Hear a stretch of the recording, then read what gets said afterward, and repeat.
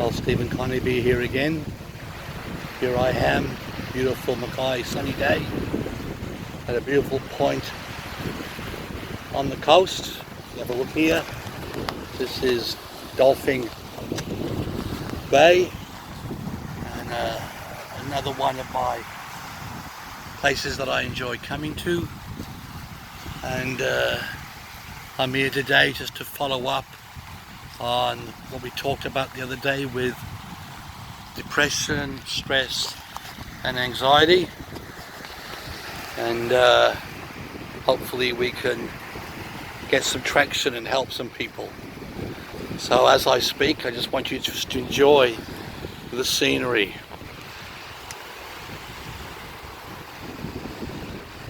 When we talked yesterday, we talked about the issues of the mind when it comes to dealing with stress and anxiety and depression.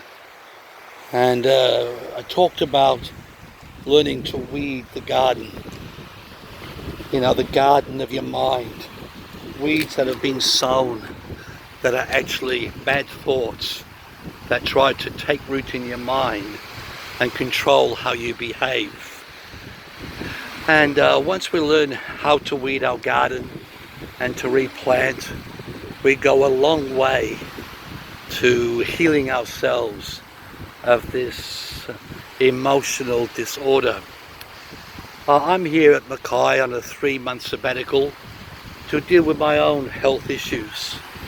Most of you will know, who know me, that I was diagnosed with Wegener's vasculitis some years ago, and spent 6 months bedridden. I couldn't move. The disease attacks the blood vessels, the respiratory system, the muscles. It was a pretty horrible time.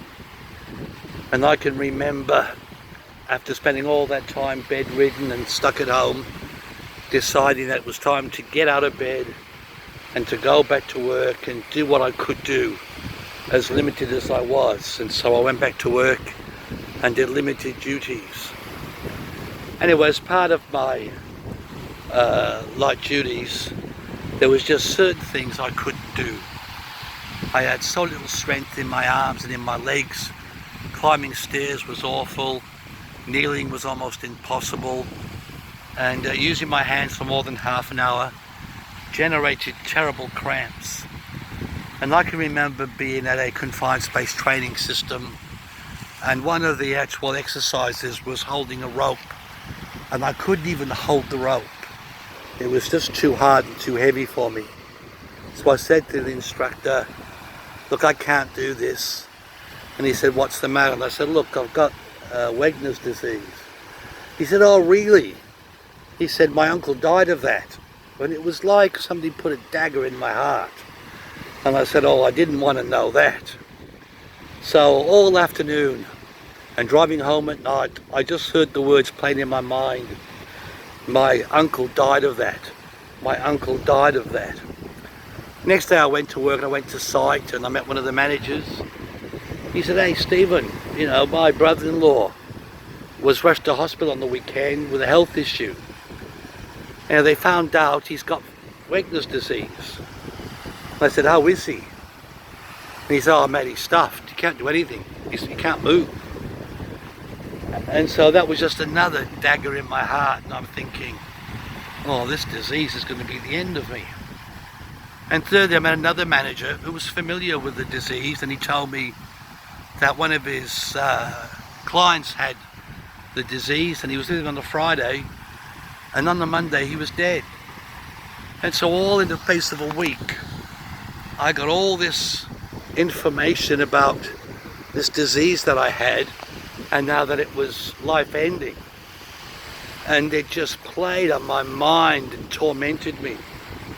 You know, there's a saying, you can't stop the birds from flying over your head, but you can stop them from making a nest in your hair.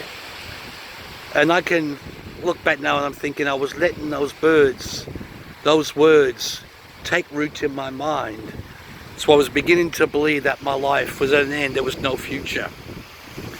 I want you to believe that the biochemistry of the body changes and it shuts you down and prepares you for the end. And I decided, no, I'm not going to accept this. This is not right. You know, in our lives we are taught there are 5 senses. There is sight, there is taste, there is smell, there is hearing, there is touch. But let me tell you, I believe there are 7 senses. There's a 6th sense called intuition. You know, that gut feeling where you just know something is not right or something's wrong, but you've got no logical way of knowing it, but you just know your gut saying something. That's our 6th sense, it's intuition. But we have a 7th sense which we call creative imagination. And the 6th and 7th senses are the senses we should learn to live with more often, because they take us out of the doldrums of our life and create much of the world that we will live in. And so as I reflected on all these weeds that were being sown in my mind with all this statement about the disease that I had, I began to focus on my future, what I would see, what I would be like, where I would go, what I would do. And each night in bed now, I see tomorrow. I see the ship cruise at the end of the year.